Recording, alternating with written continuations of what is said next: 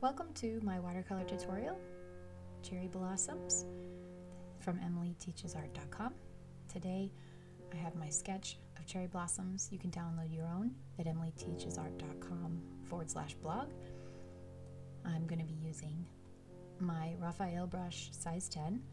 This brush is a watercolor brush, nice and soft. It's real squirrel, but synthetic works just as well. It holds a lot of water as well as has a good tip, which I want that combination of for this particular tutorial. I'm going to be using carmine and sap green and cerulean for this tutorial. If you don't have carmine, you can use alizarin crimson or another red that waters down to pink. To begin, we're going to use a wet into wet technique and wet down all of the flowers, including some of the buds. This is just clean water, and you might find with the sketch, depending upon the ink from your printer, you might find that this causes a little bit of bleeding from the printer ink, and mine did too a tiny bit, but once I put the watercolor paint down, that slight gray tint disappeared. So keep going, see how it turns out. The water is down on the page, and it's a little hard to see, but it's shiny. So that means when I put the paint down, it should spread. I'm tapping just in the center, and you can see one of them is spreading and one of them is not spreading, which means that flower was not wet enough. So I'm gonna put some more water right on top of the paint I put down, and now it's spreading because the center was dry, but the surrounding area was wet. So I'm just dropping in a watered down version of the carmine. If you're not sure whether or not you have enough water in your red to make pink, water it down extra, because you can always add more paint, but it's difficult to take it away. If you start too bright, too deep, too rich, then your cherry blossoms will end up being peach blossoms, bright pink. That's pretty too, but today we're trying to achieve a lighter shade of pink. So we're going to use a lighter shade of our red.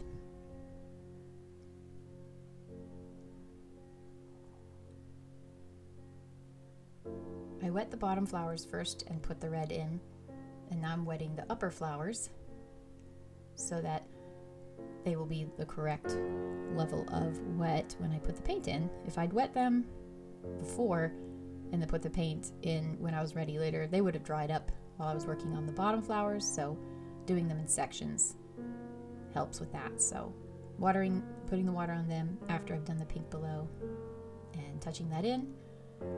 And we're going to let this fully dry before you move on to doing anything else on those flowers. And letting the water and the paint work together will give you the most beautiful result. Don't keep messing with it. Don't keep pushing around the paint. You want there to be a concentration of color in the center that goes light as the flower expands. I'm coming back in with just some clean water to make sure that the edges of the flower are wet, so that as that pigment expands, it can go all the way to the edge. That can be hard to do, hard to see where you put the water down, but once that pink is down and it stops abruptly, then you're able to see, oh, the water didn't go quite to the edge. So that's what I'm doing here. I'm softening up that water line that was created where the water stopped and the dry paper began. I feel like this bud is a little bit too intense, so I used a thirsty brush method to lift some of the pigment off by just taking a clean brush, smushing it down, and lifting off some of that paint and putting it on a paper towel so it could be lighter like the other flowers were.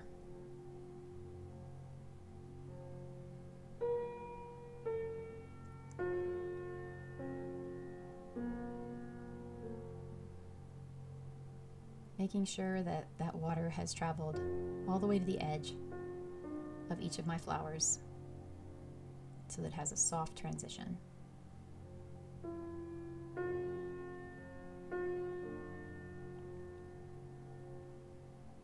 And I'm going back in with the paint just in a couple places to give it just a little touch more intensity where I think it's faded out too much.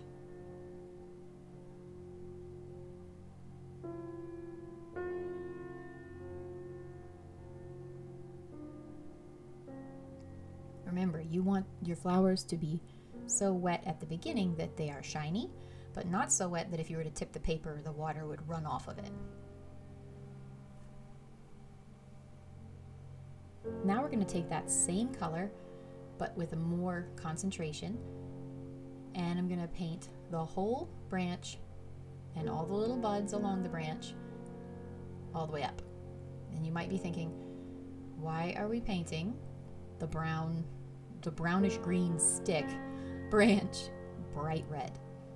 And that's because we are going to practice a technique called glazing in watercolor, which is where you lay down one color and you come back when that layer is dry with a second color and put it over top, and the two blend in a beautiful way because it activates the lower color a little bit, and red plus green equals brown because they are complementary colors.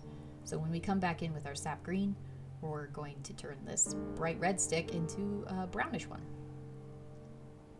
But while we're letting that dry fully, I'm going to get some of my sap green out, and I'm going to use it to paint the few areas where the leaves are showing or popping on this plant, or on this branch. That would be just right underneath the buds. There's a little bit of green right underneath tiny little flowers that are underneath the cherry blossoms. Just a couple spots.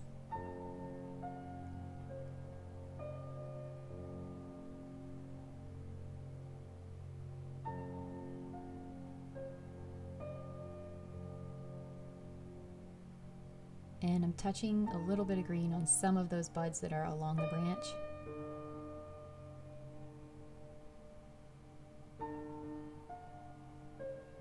You'll notice I'm kind of moving kind of quickly. I'm not being super precious and very, very careful with the edges. If you want to come along later and sharpen up those edges, you can, but I suggest moving kind of quickly because you get beautiful wet into wet techniques. And you can always come back with sap green and add a little more with a detail brush. Now I'm taking that same color, sap green, and I'm glazing a thin layer of it over top of everywhere that I painted that red on the stick. And you'll notice the stick doesn't look red anymore, and it also doesn't look green. It looks red, green, brown. And that's exactly what we were going for. I could have mixed these two colors in my palette first, the red and the green, the carmine and the sap green, and they would have made a brown color. But layering them on top of each other with this glazing technique means that on different parts of the branch, you'll get different intensities of each color, which is much more interesting, much more alive, and could be really unpredictably beautiful in a way that if I had pre-mixed it, it would have been it wouldn't have been anywhere near as interesting. If I use less sap green over top of this red, it would have been more red-brown. If I use more sap green, it would have been more of a greenish brown.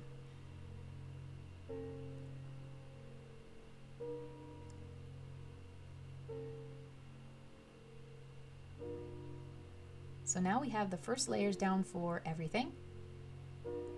And I'm going to go back and begin to put a lighter, a little bit of red onto those buds while the stick is still wet.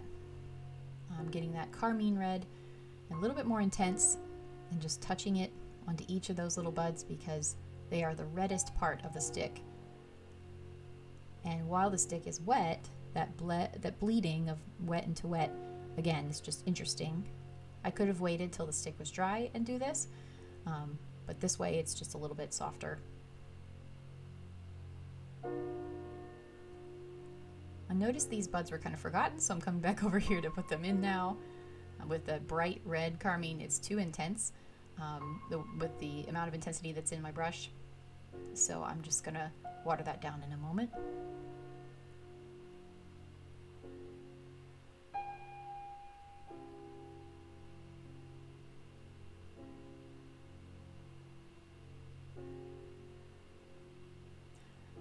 Now I'm going to use my detail brush, which is just a smaller version of the same brush I was using, but this is an acrylics or mixed media brush.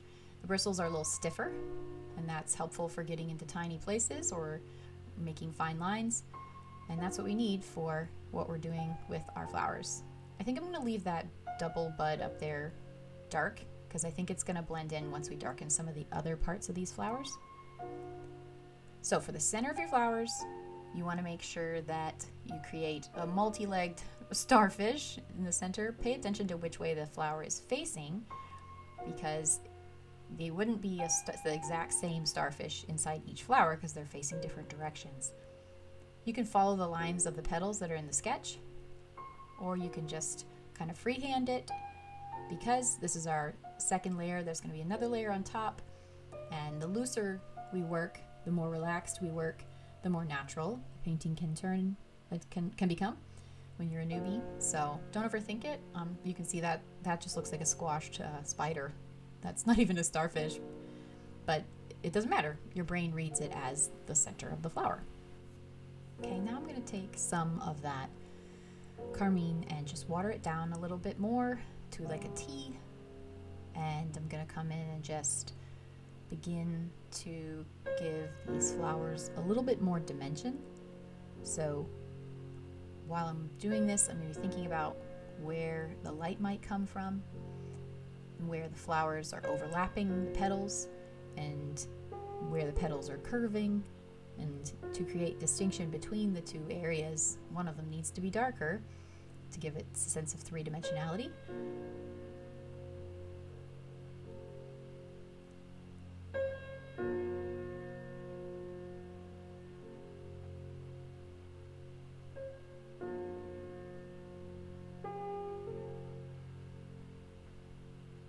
When these flowers are closed up, sometimes they're more intense because the layers are on top of each other. Other times with the white ones, they're just really white. This picture didn't really show detail of this particular bud, so I'm just kind of guessing as I go along a little bit with that. For my picture, as far as light, I'm thinking that I'm going to try to communicate that the light is coming from the upper right-hand corner. And if it is, then that means things on the lower left-hand side would be darker. So as I'm trying to highlight how the petals are overlapping, I'm also thinking about if the light was shining on this branch from the upper right hand, where would those shadows be cast?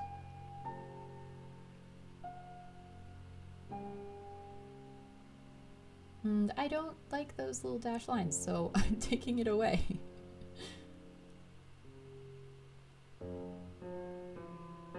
If this petal on top is over top of the petal beneath, there might be a shadow cast on it. This petal is curving, so I'm creating a different tone on the edge to highlight that. Back side of this petal would be in shadow if the sun was coming from the upper right hand corner. You get it.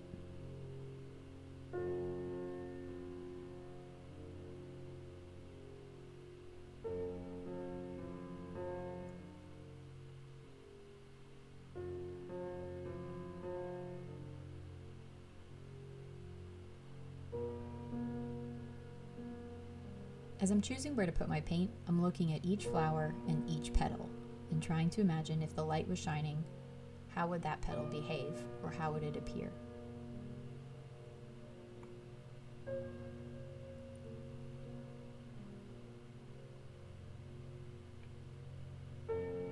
Unless I'm working directly from a photograph, it can be up to interpretation. And I feel like those lines, there was too much stark red to white, and so I came back with my paper towel and quickly lifted them while they were still wet, because watercolor is very forgiving in that way. While it's still wet, you can pick up nearly all of the pigment that you just put down if it's not too intense.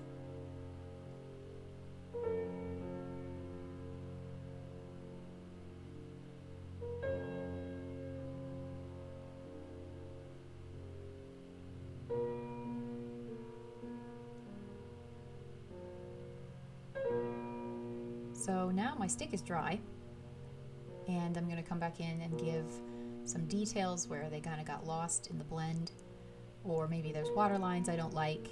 There's a bud right there at the intersection of the two branches, which is why that's a little darker there.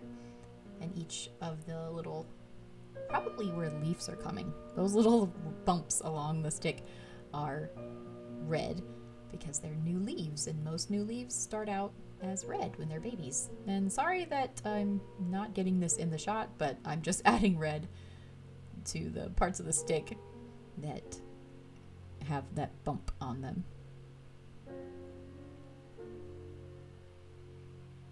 I'm also thinking about, again, where would the light be? And where would the shadow be?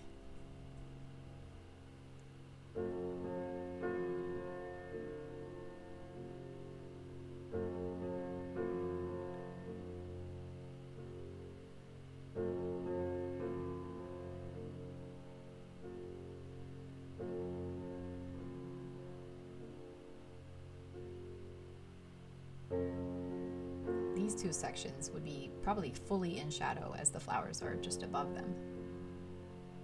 Same thing under here, this little spot would be darker because it's nearly 100% in shadow.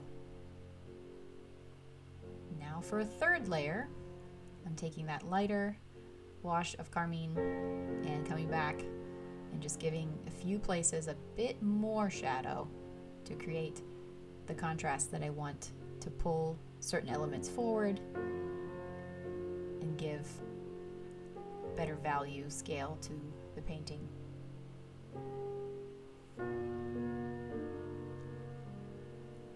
The value range, actually, not scale.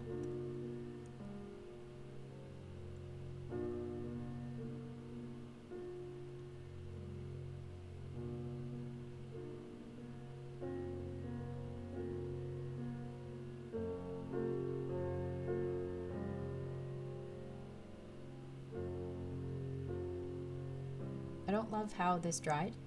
There's a very sharp line between the white and the pink, so I'm getting clean brush, clean water, and I'm just going to reactivate that pink harsh line and pick up some of that pigment, wipe it off on my paper towel, and soften it up. No more harsh waterline. Over here, I feel like there's a lot of bleeding from the green that snuck up in there, so I'm softening that as well, reactivating this area with just clean water, wiping off the excess pigment that I'm picking up in my brush, and giving it the correct color that I want it to have. Less green, more pink in this area. Thankfully, that's a shadow area, so if it's a tiny bit green, it actually works well for a shadow.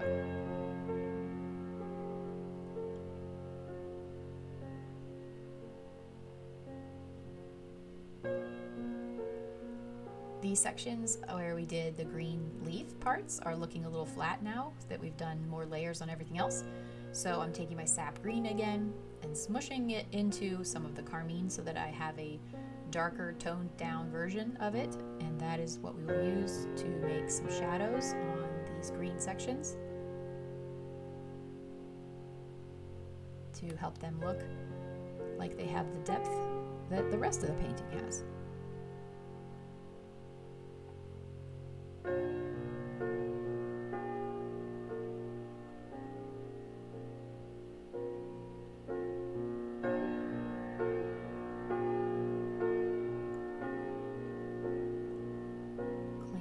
Brush. So in the center of these cherry blossoms, you see in the sketch, there's the little wispy stamens that are coming out of the center of the flower. There's like a green section, and there's a green part and a red part, and the green part is just a tiny bit. That's what I'm putting in now. Bit counterintuitive, but trust the process. There's a little bit of green in the center of these flowers to create that shadow and depth. And while I'm here, I'm, fixing the shadow underneath there with the green. Realizing I never put green underneath there, left a little white hole.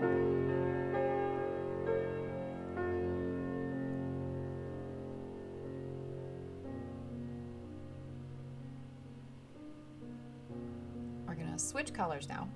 And I'm using an intense version of my carmine, much more red now, and we're making the longer stamens sticking out from the center of the flower, You can use a rigger brush, anything with a super fine point would help you to communicate these. You can see I'm using the same brush I've been using, but if I were to do it again, I'd probably use a thinner brush just to get a more of a wispy look to my flowers, my stamens there.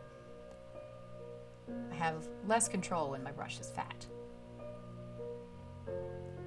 So again, I'm just using a darker version of my red, truer, closer to the actual color, rather than watered down to pink, to create those wispy stamens that are shooting out. And I do not like that, so I'm going to grab my paper towel and lift off that little wisp, and it isn't turning out better because I should have probably used a different brush, but oh well, it's fine. Pay attention to which way your flower is pointing. When you put these on, they should not shoot out in every direction like a starburst. They're more rounded and curved inward towards the center, and whatever direction the flower is pointing, that is the direction that they would go outward towards. But keep them curved at the end. You can see how they arch inward.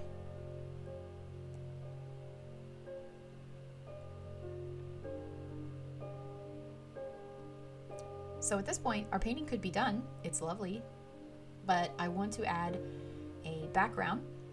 And so I'm going to use cerulean blue and clean water, and so I'm going to go dump out my red water. I'm going to go back to using my Raphael size 10 watercolor brush. It is soft and holds a lot of water, which is exactly what I need for this. And I'm activating my cerulean blue, putting it in my pan so I can, or in the tray so I can see how intense it is. And straight cerulean would have been fine, but I just want some interest, and so I'm going ahead and not pushing all of the other colors from the painting into that cerulean blue. And since the cerulean there's much more cerulean than the other two colors, it still stays most cerulean, but it might have a little bit of more dimension, which could be interesting. So I'm going to take that color and go right up against my stick, and everything except for perhaps the very center of the flowers is dry right now. So if I end up touching the color that's already down in these flower petals or on the stick, it's not going to bleed because it's dried and I just touched it lightly. So make sure everything's really dry before you get so close to it with another color.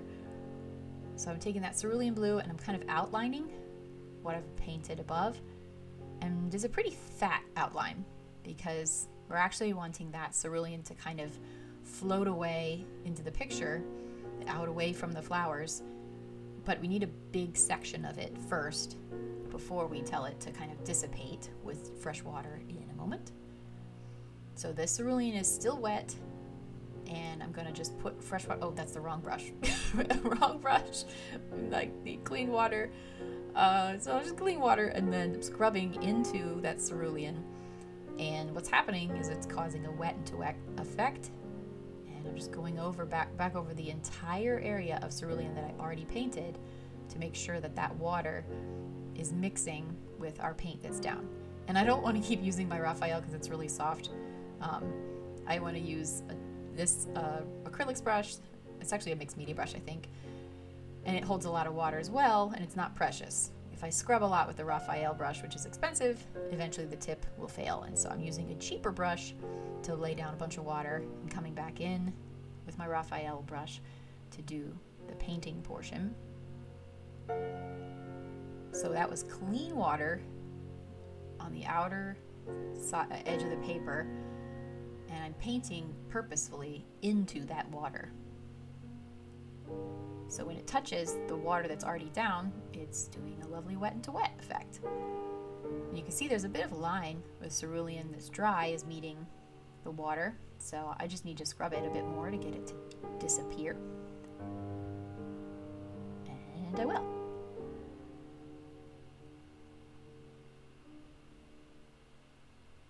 And we're going to use this method going around most of the painting.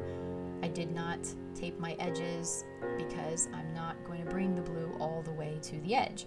I'm going to keep the center of the picture as the focal point and just use my cerulean to kind of accent around the flowers to help them pull forward, or, stand out more.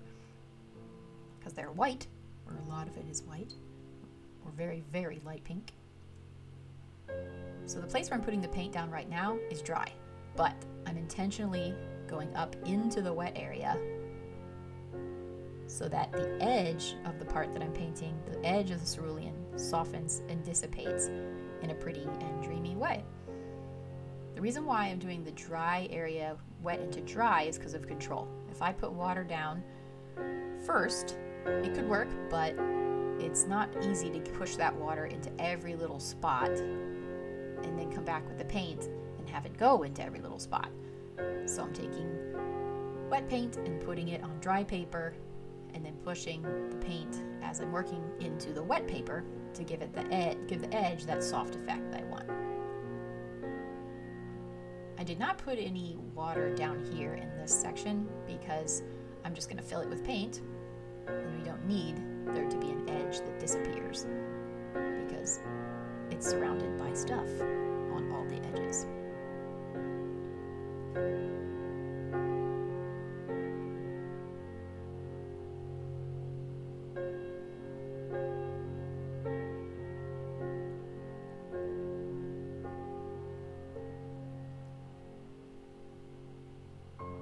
Clean water on the area that has no paint yet. Different brush with paint in it. All along the edges. Intentionally crossing over into that water so that we don't have any harsh edges. And I'm tapping a little bit of cerulean into the wet area just for interest. I'm going to move my way up the stick here in a few places. And again, I'm not painting the whole background blue, just some of the areas around those flowers so that they will stand out. Fresh water. And again, the paper is shiny. That's how much water I'm using. It is shiny, and that way the color will flow. Pigment will flow when it touches it.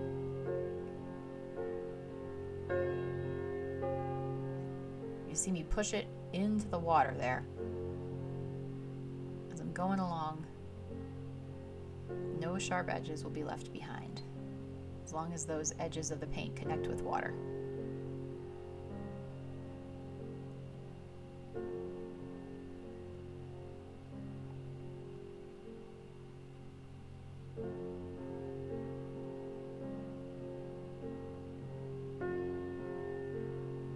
There's not enough water up in here. You can see at the edge of the paint is more stark, so I need to go get my water brush, make sure there's plenty of water down as I'm working.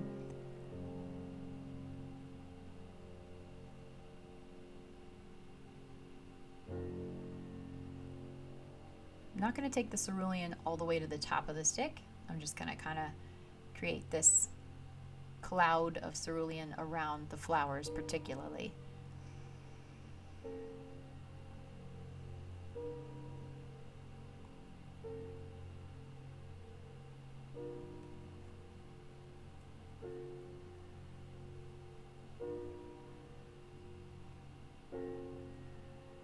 So again, this method is water surrounding a dry area, and then I come in and paint that dry area and carry the paint all the way into the wet area so that the color I'm using will dissipate and be soft with a lovely wet into wet effect.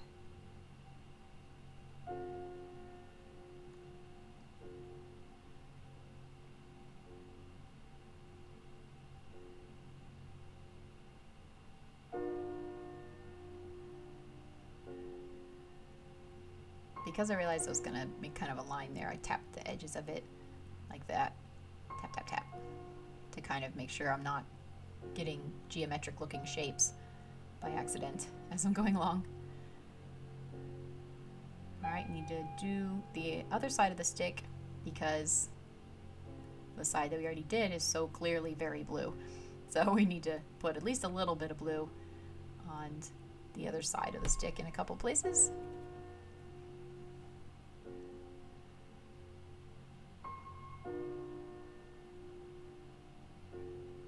Oh yeah, there's this little tiny spot here that needs to be blue in between these two flowers.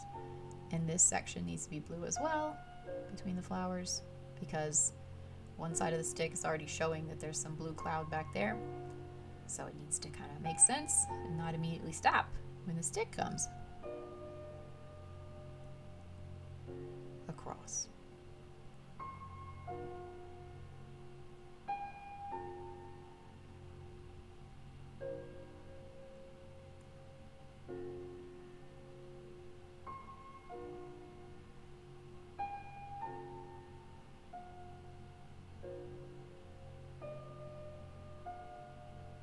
So this area is partially dried already, and as I'm coming back in to put more color in, I'm noticing that it's going to create a harsh line. So I wanted to come back in and make some adjustments, so I'm re-wetting the whole area. More water on the edge to be sure that we're not working with any dry edges. And I'm taking that cerulean and I'm doing this section again, bringing that paint in, but then also extending it out to where the paper is wet so that it dissipates.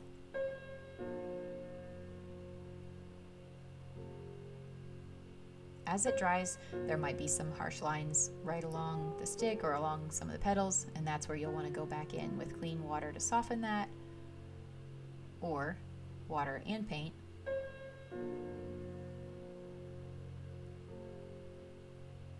Right here I'm going along the stick, but I don't want it to look like a stick of blue, so I went back out into the water to kind of dissipate that paint without, so there wouldn't be a blue stripe.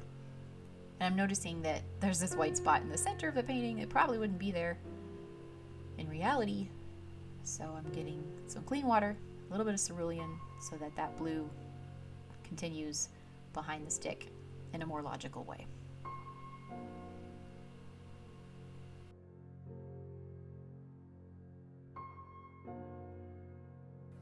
And that's your cherry blossoms painting. If you enjoyed this tutorial, then subscribe and like, and you'll be notified when there's more that I upload. And you can also go to emilyteachesart.com to sign up for classes in person or to get more tips on the blog. Thanks, y'all.